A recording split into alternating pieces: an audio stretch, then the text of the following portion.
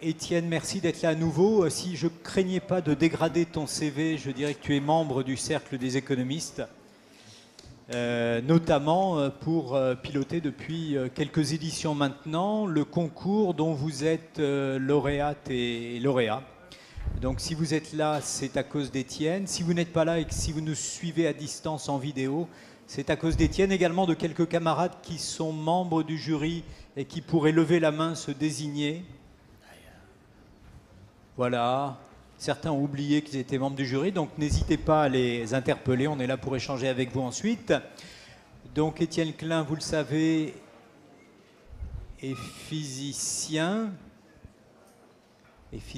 au CEA, ce qui l'a conduit à avoir toute une série, à être associé à toute une série de projets de la toute première importance, notamment au CERN en Suisse, autour du projet de grand accélérateur de particules.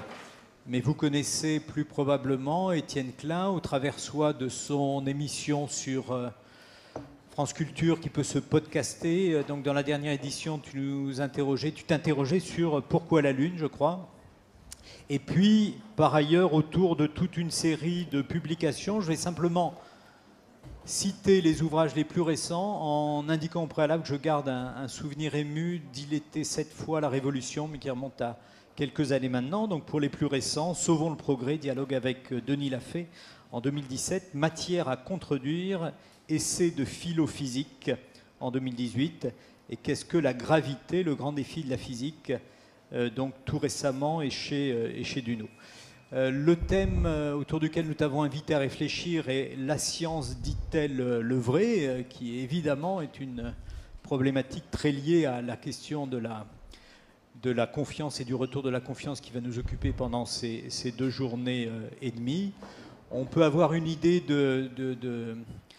non pas du sous-jacent, mais de la manière dont cette question peut se traduire. En venant ce matin de notre hôtel à pied, j'écoutais France Inter, où il a été question successivement d'une vague de chaleur en Alaska. Je crois qu'en Anchorage, il fait une trentaine de degrés, ce qui ne s'est jamais vu. Et donc évidemment, tout ça s'inscrit dans le débat, notamment aux États-Unis, sur entre les climato-sceptiques et toute une série de gens qui me semblent être plus lucides.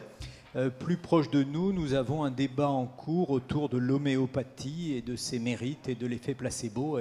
Et tout ça me semble s'inscrire dans ce à quoi tu vas nous inviter à réfléchir tous ensemble dans la poursuite de cette masterclass. On te remercie à nouveau, je te laisse la parole. Bonjour à toutes et à tous, vous m'entendez bien? Voilà. Merci Patrice pour cette présentation.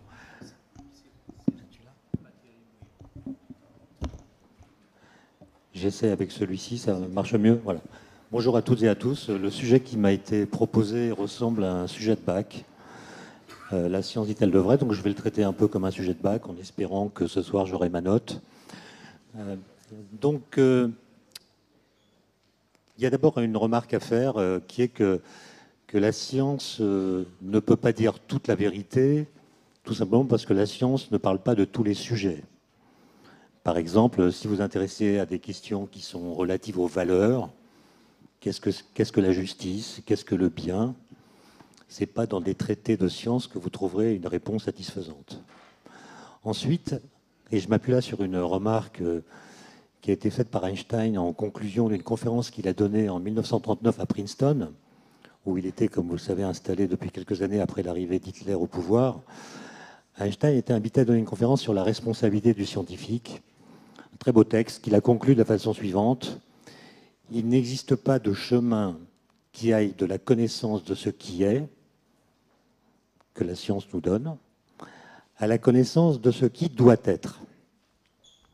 Autrement dit, la science nous permet de comprendre des choses du monde naturel ou du monde vivant, mais elle ne nous dit pas ce que nous devons faire de ce qu'elle permet de faire.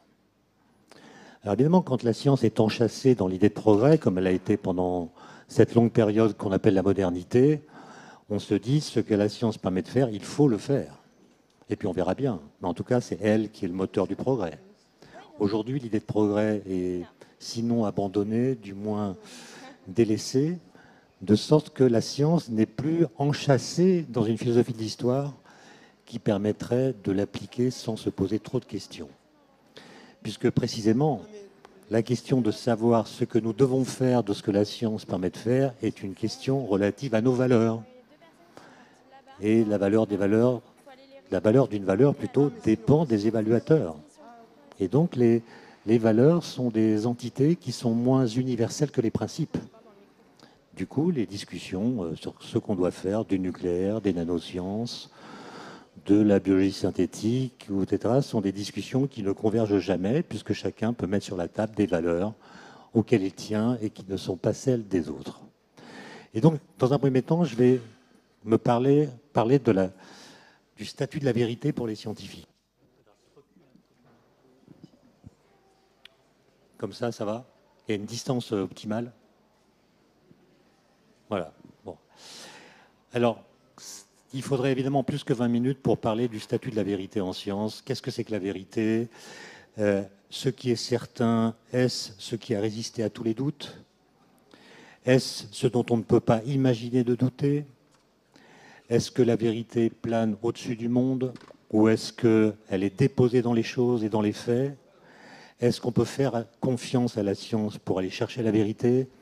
Voilà des façons de décliner la question qui m'est posée. Et c'est une question dont vous savez qu'elle a été traitée par les philosophes, qui ne sont jamais d'ailleurs complètement accordés sur les bonnes réponses à donner.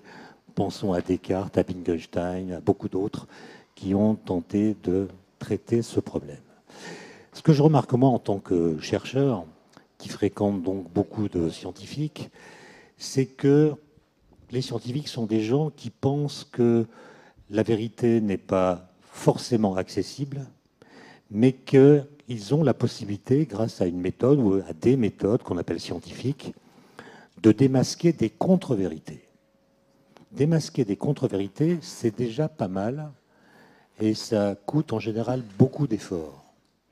Parce que la vérité, ce n'est pas toujours quelque chose qui nous arrive spontanément, et ça n'est pas non plus quelque chose qui nous fait toujours plaisir. D'ailleurs, Nietzsche avait écrit un texte en 1871 qui s'appelle L'avenir de la science, qui décrit assez bien la situation actuelle. Nietzsche disait, bientôt, l'amour du vrai va disparaître au motif qu'il garantira moins de plaisir. Et vous remarquez, et Patrice a cité un exemple, quand une découverte scientifique dit quelque chose qui ne nous fait pas plaisir, par exemple que les activités humaines ont une influence sur le climat, nous sommes capables de développer toutes sortes de stratagèmes intellectuels pour ne pas croire ce que nous savons. Et donc, démasquer des contre-vérités, ça demande beaucoup d'efforts. Et puis les scientifiques que je connais adhèrent implicitement à une conception que je qualifierais de modérément optimiste, selon laquelle la vérité, dès lors qu'elle est dévoilée, peut être reconnue comme telle. Et si elle ne se révèle pas d'elle-même, ils croient qu'il suffit d'appliquer la méthode scientifique pour finir par s'en approcher, voire pour la découvrir. Cette attitude, je le répète, me paraît très répandue. Elle ne signifie pas que les chercheurs puissent trouver la vérité, mais du moins qu'ils la cherchent. Et s'ils la cherchent, c'est parce qu'ils savent qu'ils ne l'ont pas encore trouvée. D'où leurs airs tantôt arrogants, parce qu'à force de chercher, ils obtiennent des résultats, ils font des découvertes qui accroissent leur connaissance, ce qui peut les rendre arrogants. Tantôt, ils ont des airs plutôt humbles, parce que du fait qu'ils continuent de chercher, ils ne peuvent jamais prétendre avoir bouclé leur affaire. Et donc, dans son élan même, l'activité scientifique a partie liée avec l'idée de vérité, c'est bien elle que nous visons plutôt que l'erreur. Et la question que je voudrais poser maintenant, c'est est-ce que le lien science-vérité que je viens de traité à gros traits est exclusif ou non? Est-ce que la science a le monopole absolu du vrai? Serait-elle la seule activité humaine qui soit indépendante de nos affects, de nos préjugés, de notre culture, de nos grands partis pris fondateurs ou du caractère contextuel de nos systèmes de pensée? Alors, ce que je remarque en tant, non pas scientifique là, mais en tant qu'observateur, c'est que le statut de la science dans les sociétés dites postmodernes comme la nôtre est devenu très ambivalent. Alors, cette ambivalence, elle ne vient pas du fait qu'il y aurait une guerre civile entre ceux qui sont pour et ceux qui sont contre. C'est une ambivalence qui traverse chacun d'entre nous. Alors comment la dire de façon rapide? Je le ferai de la façon suivante. Si vous considérez la science dans son idéalité, c'est-à-dire en tant que démarche de connaissance très spécifique, qui permet d'obtenir des résultats qu'aucune autre démarche ne permet d'obtenir. Par exemple, si la question qui vous intéresse, c'est l'antimatière, c'est un physicien que vous irez interroger, pas un économiste ou un gendarme. Donc vous avez compris que la science permet d'accéder à des résultats qu'elle est la seule à pouvoir dévoiler. Eh bien, cette science idéalisée continue d'être, à mon avis, le socle de notre société. Je ne suis pas en train de dire que nous sommes gouvernés par la science. Si nous étions gouvernés par la science, la composition du gouvernement en serait notoirement changée. Mais nous sommes gouvernés au nom de quelque chose qui a à voir avec la science. Je veux dire par là que quand une question se pose, notre réflexe, c'est de convoquer des experts et de considérer qu'à l'issue de leur discussion, une forme d'objectivation se sera produite. Donc on interroge des experts et non pas des prêtres illuminés ou des gourous médiatiques. Il y a l'idée que la discussion rationnelle peut engendrer des sortes de vérités objectives. Une façon de voir ça, c'est de regarder ce qui est écrit sur nos paquets de cigarettes. Sur les paquets de cigarettes en France et un peu partout d'ailleurs dans le monde, il est écrit « Fumer tue ». Ça veut dire qu'un discours scientifique qui porte sur la santé du corps a détrôné un discours théologique qui aurait porté sur le salut de l'âme. Au XVIIe siècle, si on avait demandé à un ministre de la Santé alerté des dangers du tabac, qu'est-ce qu'on met sur les paquets de cigarettes? Le ministre en question aurait dit écrivez « Fumer est un péché mortel » ou bien « Fumer déplaît à Dieu ». Non, nous on écrit « Fumer tue ». Un discours scientifique qui porte sur la santé du corps a donc bien détrôné un discours théologique qui autrefois aurait porté sur le salut de l'âme. C'est ça que je veux dire quand je dis que la science continue d'être le socle officiel de la société. Mais s'il y a ambivalence, c'est parce que quand vous regardez maintenant la science, non plus idéalisée, mais dans sa réalité pratique, telle qu'elle est vécue dans la société, vous apercevez rapidement qu'on n'est pas du tout dans ce scénario. La science est marginalisée, elle est contestée, elle est parfois ridiculisée, et elle est surtout ignorée. Elle est surtout ignorée. Moi, j'ai fait de la vulgarisation depuis 30 ans et je considère que le bilan de la vulgarisation est très mauvais. C'est un échec. C'est un échec. Tout le monde sait que la Terre est ronde, mais personne ne sait dire comment on a su qu'elle était ronde. Autrement dit, nous avons une très mauvaise connaissance de nos connaissances. Nous ne savons pas dire comment, dans l'histoire des idées, certaines connaissances que nous possédons sont devenues des connaissances. Et donc dire que la Terre est ronde simplement parce qu'on l'a entendu dire, sans être capable de dire comment on l'a su bien avant de le voir, c'est répéter des choses qu'on n'a pas vraiment comprises. Et vis-à-vis de quelqu'un qui pense que la Terre est plate, on se trouverait bien désarmé. Un sondage m'a rendu très pessimiste la semaine dernière. Il a été publié par BVA. Moi, j'ai cru que c'était un mensonge, un fake news, comme dirait Donald. Je pensais que c'était un fait alternatif, comme s'il pouvait y avoir des faits alternatifs. C'est un sondage qui montre que 2/3 des Français pensent que le nucléaire est responsable du changement climatique. Et quand on regarde, je m'adresse aux jeunes, la tranche 18-24 ans, le chiffre monte à 89%. Évidemment, on peut dire tout le mal qu'on veut du nucléaire, on peut avoir de très bonnes raisons de ne pas en vouloir. Mais dire qu'il est responsable du changement climatique, c'est simplement faux.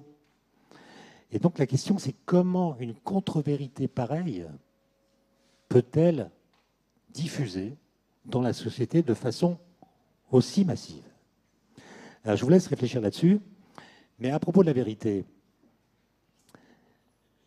il y a donc cette méconnaissance de la science dont je parle, le fait qu'elle est marginalisée, relativisée. On entend de plus en plus dire « tout est relatif ». Oui, mais si tout était relatif, il serait relatif que tout est relatif. D'accord? Donc il y a une sorte de contradiction dans les termes. Et ce qui, moi, m'inquiète, c'est la diffusion rampante d'une forme de relativisme absolu. Alors, j'ai rien contre le relativisme.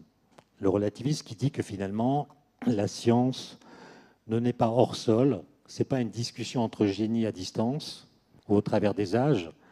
Les idées de la science, les idées géniales, elles naissent toujours dans un contexte particulier.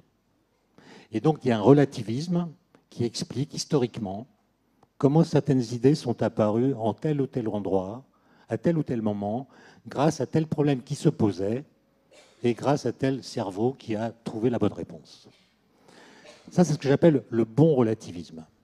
Mais le relativisme, c'est un peu comme le cholestérol, il y a aussi le mauvais. Si, par exemple, vous prenez le cas d'Einstein, que j'ai déjà cité, Einstein reconnaît lui-même que c'est parce qu'il travaillait en 1905 au bureau des brevets à Berne, où il examinait les brevets qui essayaient, déposés par des ingénieurs allemands ou suisses, qui essayaient de synchroniser des horloges à distance par des moyens électromagnétiques. C'est en regardant ces brevets qu'Einstein a compris qu'il y avait un problème avec l'interprétation de l'époque des équations de l'électromagnétisme. Ce qui l'a conduit à la théorie de la relativité. Donc le contexte a joué. Et le reconnaître, c'est donc concéder qu'il y a un bon relativisme. Mais le mauvais, qu'on entend de plus en plus, c'est celui qui consisterait à dire que la validité de la théorie d'Einstein demeure rivée au contexte de son apparition. Comme si cette théorie ne s'était jamais émancipée des conditions particulières dans lesquelles elle est apparue. Or, vous le savez, la théorie de la relativité, on l'utilise encore. Il y a beaucoup plus de données aujourd'hui, évidemment, qu'en 1905, et jamais elle n'a été prise en défaut, de sorte qu'on peut la considérer comme une théorie universelle de l'espace-temps. Alors, ça permet à n'importe qui, comme ça m'est arrivé dans un cours que je l'ai donné récemment, à un étudiant, par exemple, de dire « Monsieur, je ne suis pas d'accord avec Einstein ». On a le droit de ne pas être d'accord avec Einstein, mais il faut avoir beaucoup d'arguments. Or, l'argument de ce jeune homme a été de me dire, parce que j'avais fait un cours sur la dilatation des durées en relativité, cette dilatation des durées, je n'y crois pas, parce que je ne la sens pas. Autrement dit, une sorte de subjectivité un petit peu dopée au narcissisme lui paraissait un argument suffisant pour contester ce qu'un siècle d'objectivation avait permis de conforter. Et alors, il y a un philosophe anglais que je voudrais citer, qui s'appelle Bernard Williams, qui est mort il y a quelques années, qui avait écrit un livre traduit en français sous le titre « Véracité et vérité ». Lisez ce livre parce qu'il me semble qu'il dresse un portrait parfaitement exact de notre situation. Il dit ceci: dans nos sociétés, il y a deux courants de pensée contradictoires qui se combattent, qui normalement, puisqu'ils sont opposés, devraient s'annihiler mutuellement, mais qui, en réalité, grâce à une sorte d'effet pervers, se renforcent mutuellement. Le premier courant de pensée, c'est ce qu'il appelle le désir de véracité. Nous sommes des sociétés éduquées, formées, informées, et donc nous pensons avoir des capacités de jugement autonomes que nous pouvons exercer à l'encontre de toutes les phrases que nous entendons. Et ce désir de véracité, c'est finalement le souci de ne pas être dupe. Et donc si on entend un discours qui est répété par beaucoup de personnes, surtout si elles font partie de l'élite, ou des journalistes, ou des scientifiques, nous allons vouloir vérifier que ce qu'ils disent, ils le disent parce que c'est vrai, et non pas parce qu'ils ont intérêt à le dire. Donc le désir de véracité, c'est donc le désir de ne pas être trompé, et il est donc parfaitement sain en démocratie, même si dans ses versions extrêmes, il devient la théorie du complot. Ce désir de véracité, normalement, il devrait servir l'idéal de vérité. Ce désir de véracité devrait conduire à l'identification de la vérité. Mais ce que montre Bernard Williams, c'est que ça ne marche pas comme ça. Pourquoi ? Parce que ce désir de véracité va enclencher dans la société un processus critique généralisé qui va défaire l'idée qu'il y a des vérités assurées. Si vous identifiez une vérité, vous allez vous poser la question, est-ce qu'elle n'est pas culturelle, est-ce qu'elle n'est pas relative, est-ce qu'elle n'est pas éphémère, est-ce qu'elle n'est pas contextuelle, etc. De sorte que c'est l'idée même de vérité qui sera fragilisée par votre désir de véracité. Et vous voyez que cette situation fait que la parole des experts est contredite, ignorée, souvent, que toutes les institutions, d'une façon générale, sont menacées par ce climat. Et ça vient du fait que, dans les débats publics, nous n'avons pas le temps d'argumenter. Nous n'avons plus le temps d'argumenter, ni de goût pour l'argumentation. Et nous sommes prompts à déclarer vraie une idée qui nous plaît, tout en proclamant que nous aimons la vérité. Sur Internet, ça a été mesuré de mille façons. Les fake news, par exemple, sont beaucoup plus propagées que les véritables informations. Parce qu'elles sont travaillées de telle sorte qu'elles nous plaisent. Et si elles nous plaisent, le fait que notre esprit critique pourrait les examiner est une contrainte que nous ne nous imposons plus.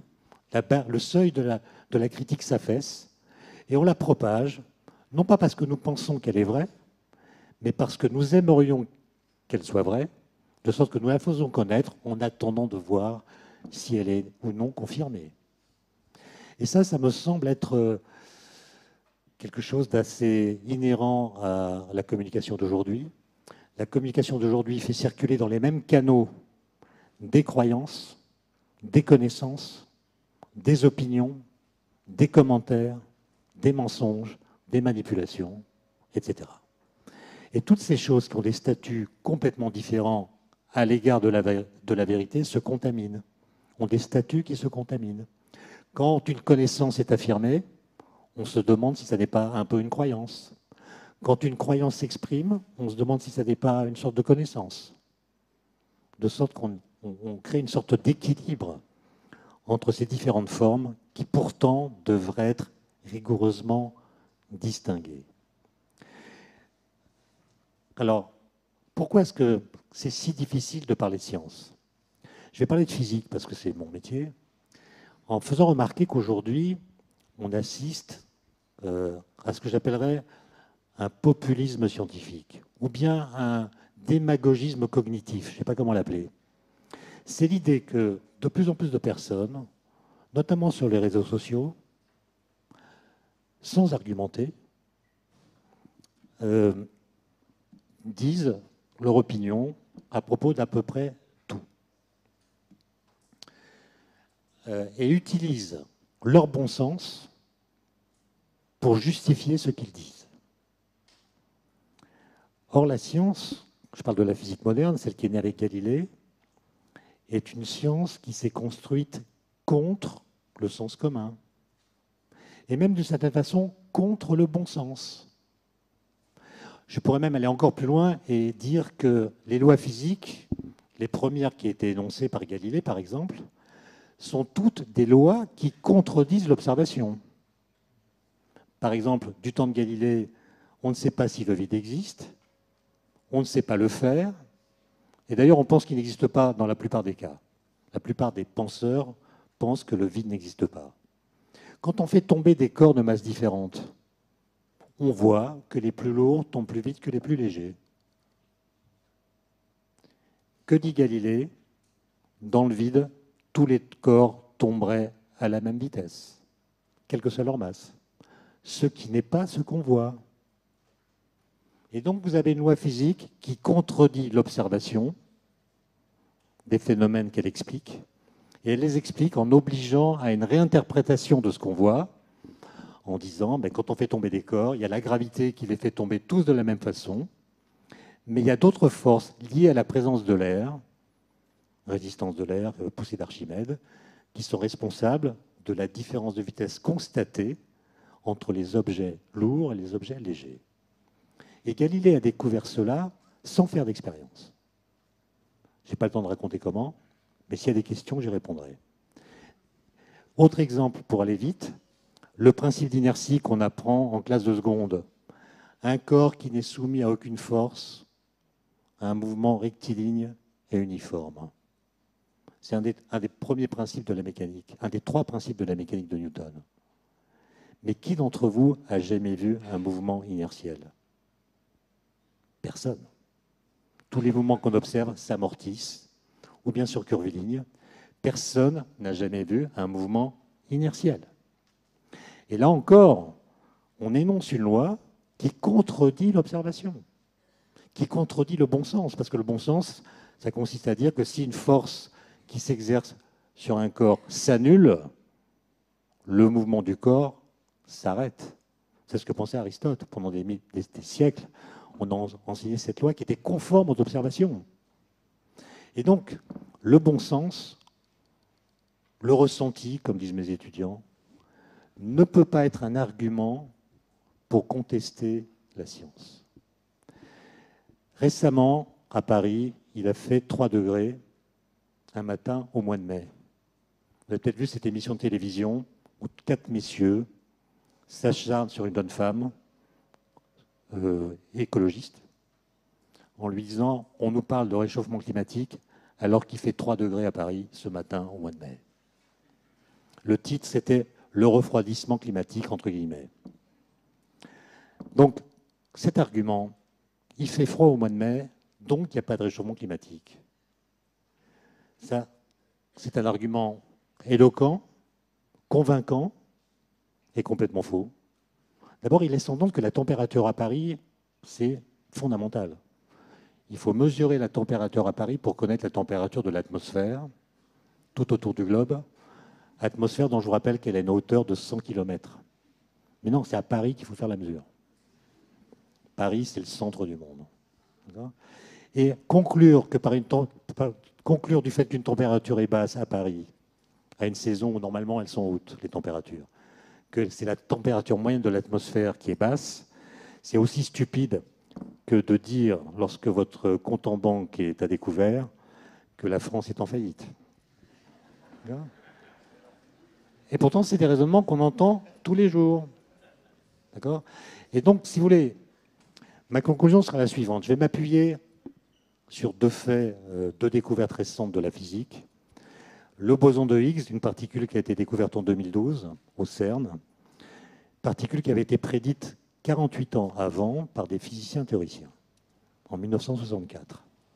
L'autre découverte récente, c'est les ondes gravitationnelles, qui avaient été prédites par Einstein en 1916 et qui ont été détectées pour la première fois en 2015, après qu'elles ont traversé la Terre et changé pendant une période très courte les distances entre 2 points d'espace. Quand vous regardez le boson de Higgs, ses propriétés, ou que vous regardez les propriétés des ondes gravitationnelles, regardez sur Internet, par exemple le spectre temporel des ondes gravitationnelles qui ont traversé la Terre. Vous constaterez que la forme temporelle des impulsions qui ont été mesurées est absolument identique à la forme temporelle qui avait été calculée lorsqu'il s'agit d'ondes gravitationnelles qui sont produites par la fusion de 2 trous noirs. Pareil pour le boson de Higgs, celui qu'on a découvert est exactement comme il avait été calculé. Donc je ne suis pas en train de vous dire que les équations de la physique disent la vérité, mais vous ne pouvez expliquer cette sorte de coïncidence que si vous admettez qu'elles ont à voir avec quelque chose qui a à voir avec la réalité. Sinon, à chaque fois que la physique fonctionne, dans les lasers, dans les cartes à puce, dans les ordinateurs, dans les lampes, à chaque fois que ça fonctionne, si vous n'imaginez pas que ça fonctionne parce que les équations ont à voir avec quelque chose qui a à voir avec la réalité, vous devez considérer que c'est à chaque fois du miracle.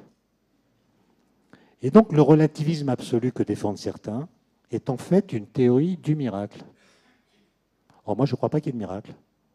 Et que si ça fonctionne, c'est parce que ces équations agissent comme un treuil ontologique, c'est-à-dire elles nous permettent de prédire l'existence de nouvelles sortes d'entités physiques. On a pu prédire les ondes gravitationnelles 1 siècle avant de les détecter. Et celles qu'on a détectées sont comme elles avaient été calculées. Ce n'est pas un hasard. Ça veut dire que la prédiction, les équations qui ont permis la prédiction, avec quelques rapports avec la réalité. Je terminerai par une anecdote. Il y a eu un débat il n'y a pas très longtemps sur ces questions. Est-ce que la science est le doute? Alors, évidemment, la science n'est pas le doute. Personne ne doute que la Terre est ronde. Ce qui est un doute, c'est la recherche. On doute des réponses qu'on doit apporter aux questions que nous nous posons. Et c'est pour ça qu'on fait de la recherche. Mais il y a des questions que nous ne nous posons plus. Quelle est la forme de la Terre? Est-ce que l'atome existe? On sait qu'il existe. Ça n'empêche pas qu'on se pose encore des questions sur ce qui se passe dans un atome. Au nom d'un scepticisme radical, vous avez tout à fait le droit de dire que l'atome n'existe pas, que c'est une fiction, une invention de physiciens, une construction sociale. Très bien, vous avez le droit. Mais vous devez être cohérent. C'est-à-dire, si vous doutez de cela, vous devez douter de tout le reste, y compris du fait que vous avez un voisin. Votre voisin, c'est peut-être le produit de votre imagination. Peut-être que vous êtes en train de dormir, de rêver. Autrement dit, si vous doutez des choses qui ont été les plus prouvées, alors vous devez douter aussi des choses qui sont encore moins prouvées. Et donc, le fait de douter, c'est une obligation. Ça induit une sorte d'obligation morale qui est de voir ce qui fonde votre doute et en quoi ce qui le fonde s'applique à autre chose que la chose dont vous doutez. Par exemple, bon, l'anecdote que je voulais vous raconter, c'est la chose suivante. Un des intervenants à ce colloque, à qui je disais, mais quand même, il y a des connaissances, je ne dis pas qu'elles soient absolument vraies, mais il ne serait pas très normal d'en douter, par exemple, la Terre est ronde. Et cette personne, qui est philosophe, m'a dit, devant un public assez large, mais on n'est pas à l'abri d'un nouvel Einstein qui te démontrera que la Terre est plate. Là, quand on pense de cette façon, qu'est-ce qu'on peut enseigner? Quelle est la légitimité, l'autorité qui permet d'enseigner, si on pense des choses comme ça? Ça donne des résultats ensuite, et ça a des conséquences assez graves. Par exemple, un étudiant qui me dit, monsieur, je ne vais pas apprendre la théorie d'Einstein. Je vais attendre qu'il soit démontré qu'elle soit fausse. Autrement dit, ce relativisme absolu est un argument philosophique de la paresse intellectuelle. Le relativisme, c'est l'argument philosophique de la paresse intellectuelle. Vous dévalorisez les savoirs, ce qui vous dédouane de l'obligation de les apprendre. Et alors, l'anecdote finale, c'est après ce débat qui se déroulait à Toulouse, les hasards ont fait que je me suis retrouvé à côté, dans l'avion, de la personne qui défendait l'idée que les théories physiques, les lois physiques sont des constructions sociales. Et je lui ai dit dans l'avion, bah, quand même, vous êtes très courageux. Il me dit, oui, je suis très courageux, parce que quand on a des convictions, il ne faut pas avoir peur de les exprimer en public. Je dis, non, non, vous êtes très courageux parce que vous êtes dans un avion. Et on est en train de voler grâce à des constructions sociales. C'est très dangereux.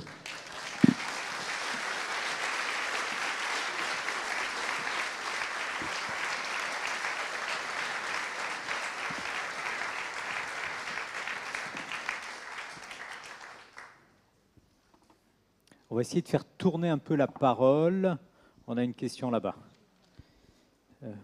Changer de micro qui est peut-être mieux. Bonjour Monsieur Klein, merci beaucoup. C'est toujours un plaisir de vous entendre parler. Moi, ma question, c'était en fait, comme on est en rencontre économique d'Aix-en-Provence, je voulais vous parler un peu d'économie.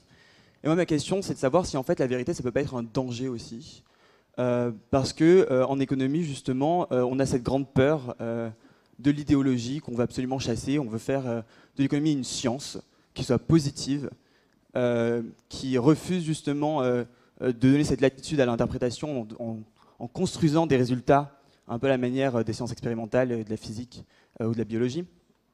Et justement, ces faits alternatifs dont vous parlez, moi j'ai un peu peur qu'à vouloir combattre les faits alternatifs, on se retrouve en fait à tuer les théories alternatives.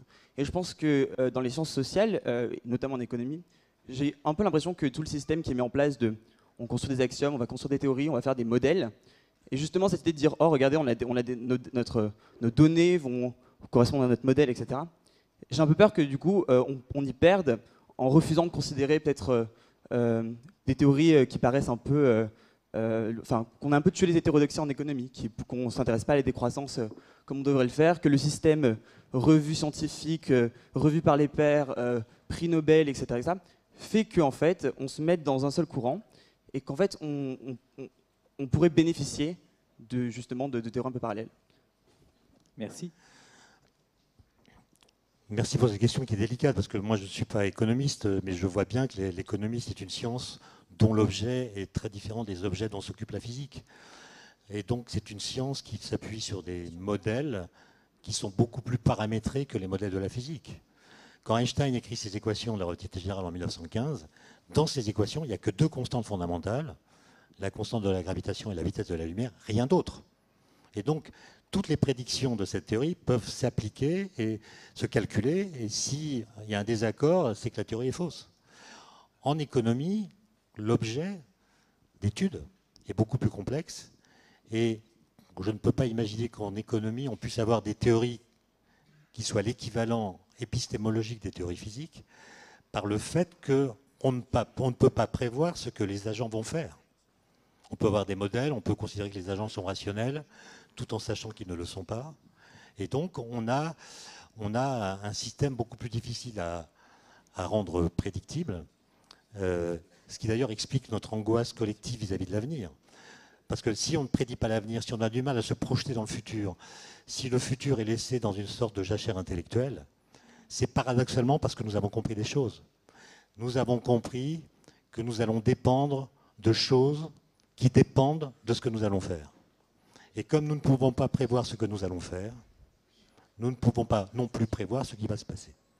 Et dans l'économie, c'est un peu ça. Je pense que ce que je comprends des sciences économiques, c'est qu'elles ont du mal à prédire les crises, par exemple, ou en tout cas à prédire les moments des crises, mais qu'après une crise, elles sont capables de rationaliser ce qui s'est passé par une analyse rétrospective qui enquête sur les différentes forces, si j'ose dire, qui ont agi dans l'affaire et ont abouti à la crise en question. Donc ce sont des sciences qui sont rétrodictives plus que prédictives, mais je ne vois pas comment elles pourraient devenir plus prédictives qu'elles sont, puisque le comportement des agents échappe pour l'instant à tout contrôle scientifique.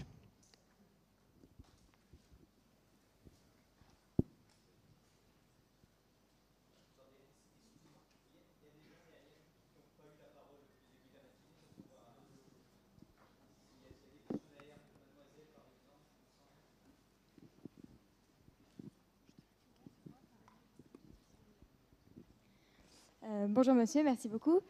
J'entends bien qu'effectivement la science ne nous dirige pas, mais vous dites aussi qu'elle est le moteur de notre société. Et dans ce cas-là, j'ai une question sur votre avis de la démocratie. Alors je m'explique parce qu'en fait, la démocratie donne le pouvoir à chacun d'entre nous d'exprimer sa voix, mais comme vous l'avez dit, beaucoup d'entre nous, et sans reproche, font part de leur bon sens, de leur ressenti, donc fondent une décision sur ce que vous condamnez comme de la non-science, et au mieux, les plus renseignés se basent sur des statistiques, c'est-à-dire une méthode de mathématisation de données empiriques qui ne font pas non plus l'explication de la réalité. Donc, quelle est votre position sur aujourd'hui notre système de démocratie, simplement? Alors, très bonne question, là. Enfin, très bonne question, non. Très difficile. Contrairement à ce que je l'ai dit tout à l'heure pourrait laisser penser, moi, je n'ai pas du tout une conception scolaire de la démocratie. Je ne considère pas que tous les citoyens, pour être de bons citoyens, devraient apprendre la génétique, la climatologie et toutes les sciences qui font l'objet de discussions aujourd'hui. D'abord parce que personne n'a le cerveau pour assimiler toute la science d'aujourd'hui. Par contre, je pense qu'on devrait pouvoir organiser des débats dans lesquels chacun apprend des autres et au cours desquels les experts puissent exprimer l'état du savoir. Et même ça, qui est quand même assez simple, on n'arrive pas à le produire. Par exemple, vous savez qu'en ce moment, il y a un débat national sur les déchets nucléaires qui va durer 6 mois. Qu'est-ce qu'on fait des déchets nucléaires? Est-ce qu'on les enfouit? Est-ce qu'on les stocke? Est-ce qu'on fait des recherches? Est-ce qu'on confie la solution du problème à la nature ou est-ce qu'on la confie à l'humanité future? C'est des grandes questions. Il y a très peu de gens qui viennent à ces débats. Il n'y a pas de débat d'ailleurs, il y a des oppositions, il y a un dialogue de sourds. Alors que ce n'est pas la question d'être pour ou contre le nucléaire qui est posée. Puisque qu'on soit pour ou contre le nucléaire, la question des déchets se pose. Qu'est-ce qu'on fait des déchets?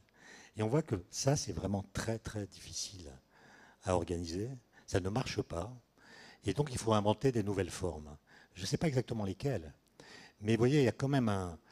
Je parlais de l'échec de la vulgarisation. C'est quand même quelque chose d'assez surprenant. Regardez les efforts qui ont été faits en France et dans beaucoup de pays européens en matière de diffusion des connaissances.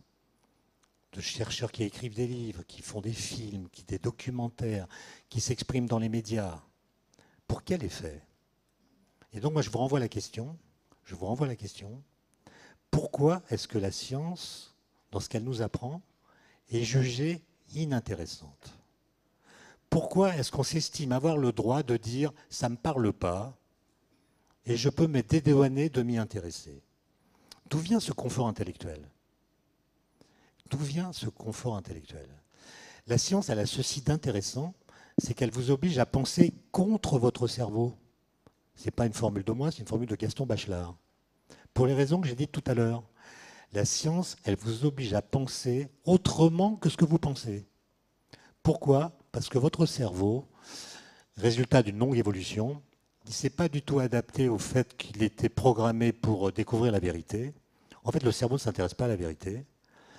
Le cerveau, il s'intéresse à vous rendre capable de vous adapter à votre environnement. Et dans votre environnement, tant que vous n'êtes pas dans le vide, il est important pour votre survie de penser qu'une pierre, une grosse pierre, va tomber plus vite qu'une petite pierre. Même si c'est faux. Et donc, pour accepter la science, il va falloir obliger votre cerveau à critiquer ce qu'il pense. Et donc, le forcer à dire non à sa propre pensée. Ce qui veut dire penser. C'est diablement intéressant. Et il faudrait un jour qu'on m'explique pourquoi on peut se vanter dans les dîners mondains de rien savoir de la science, d'être nul en maths, c'est presque une promotion ontologique. Hein. Je suis nul en maths, super. Alors que quelqu'un qui proclamait, qui se vanterait d'ignorer, je ne sais pas, Molière ou Racine ou Sartre, serait ridicule. D'où ça vient, ça? Et je pense que pour qu'il y ait un débat, il faut que les discussions de ce débat nous intéressent. Si elles ne nous intéressent pas, alors ne nous plaignons pas que ce soit les experts qui s'y intéressent qui tranchent la question. Autrement dit, le droit de savoir, qui est parfaitement légitime et qui est revendiqué par tout le monde, le droit de savoir, n'a de sens que s'il s'accompagne du désir de connaître. Un droit de savoir qui ne s'accompagne pas d'un désir de connaître, c'est juste du baratin. Oui, bonjour. Merci infiniment de cette stimulante présentation. J'ai deux questions dans le prolongement de ce qu'il vient de dire qui ne sont peut-être pas politiquement correctes. Je suis d'accord avec vous qu'il est pratiquement impossible de vulgariser parce que, oui, on peut se vanter de ne rien comprendre ni aux mathématiques ni à la science. Donc, en fait, la source, c'est l'enseignement. Et un peu plus tard, France Culture, qui est une station que j'aime beaucoup, donne beaucoup la parole aux philosophes, mais peu aux scientifiques. Et c'est là que ma question est un petit peu... Bon, allez... non politiquement correct. Est-ce que ce serait bien d'avoir une épreuve de physique et une de mathématiques pour l'entrée à l'École nationale d'administration que l'on parle de réformer?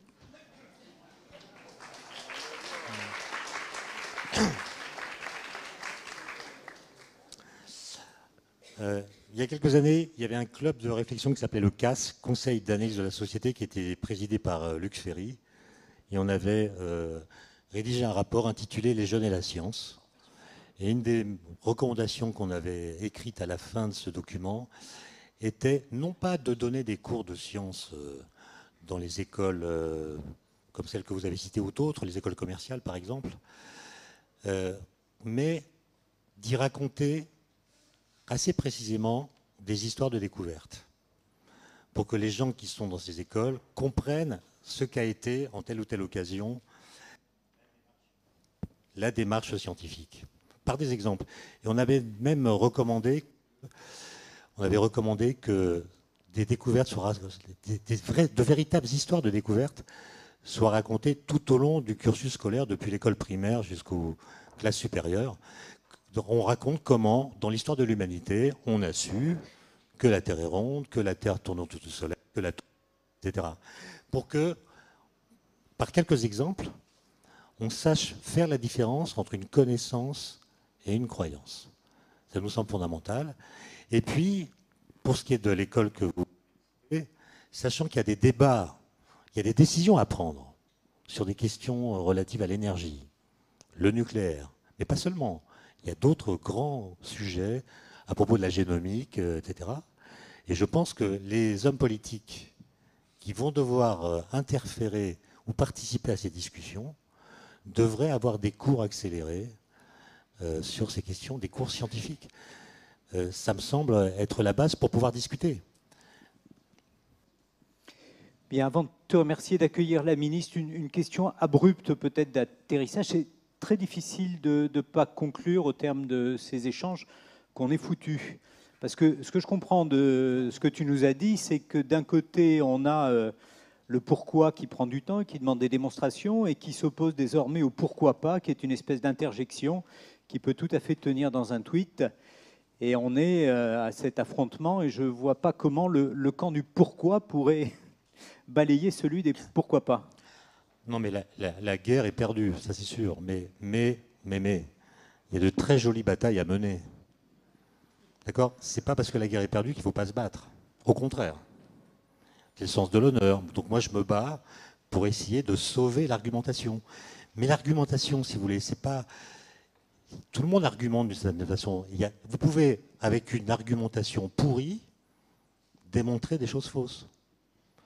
Un grand philosophe qui s'appelle Russell, spécialiste de la logique, donnait cet exemple d'argumentation pourrie qui donne des résultats justes. Il disait ceci: si 1 est égal à 2, alors je suis le pape. Mais comme le pape et moi, ça fait 2, ça marche.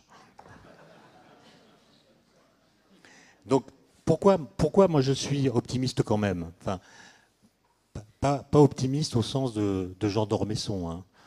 Jean d'Ormesson disait un optimiste, c'est un gars qui fait ses mots croisés avec un stylo bille.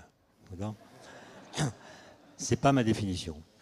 Mais moi je suis assez lucide par le fait que depuis 80 ans, en physique, il n'y a pas eu de révolution. Vous savez, il y a des gens qui vous disent à chaque fois qu'il y a une nouvelle expérience, une nouvelle donnée, ça peut mettre en l'air la théorie qui prévalait jusqu'alors. Ben, la physique quantique, elle est là depuis les années 20. La relativité générale d'Einstein depuis 1915. Un siècle plus tard, ce sont ces théories qu'on utilise pour décrire la gravitation et les autres interactions. Malgré toutes les nouvelles données. Aucune des nouvelles données, très nombreuses, en tout cas beaucoup plus nombreuses qu'à l'époque, n'a permis d'invalider ces théories. Donc je pense que ces théories vont résister, qu'on les utilisera encore dans 40 ans, et que les étudiants qui disent « j'attends qu'elles soient démontrées fausses pour les apprendre ou pour ne pas les apprendre », risquent de patienter longtemps. Bien, dans le...